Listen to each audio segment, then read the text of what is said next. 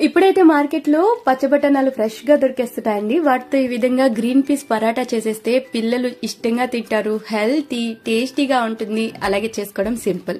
First అయితే నేను 1/2 kg green peas తీసుకున్నాను.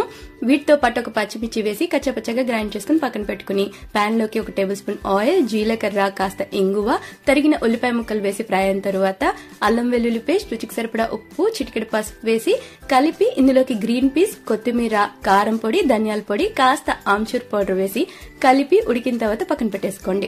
ఇప్పుడు మనం గోధుమ పిండి చపాతీ కోసం కలుపుకున్నట్టే కలుపుకొని మధ్యలో ఇప్పుడు మనం ప్రిపేర్ చేసుకున్న స్టఫింగ్ పెట్టి ఇలా క్లోజ్ చేసి 2 వైపులా పొడి పిండి చల్లి రౌండ్ గా చపాతీలాగా రుద్దేసుకుని వేడి వేడి పెనం పైన వేసి నేతితో కాల్చుకుంటే ఈ పరాటాలు ఎక్స్ట్రా టేస్టీగా ఉంటాయి. సో ఈ విధంగా 2 వైపులా కాల్చి చక్కగా తీసేసుకుంటే ఎంతో హెల్తీ మరియు టేస్టీ అయిన green peas paratha ready. Try చేసి చూడండి, చాలా చాలా బాగుంటుంది.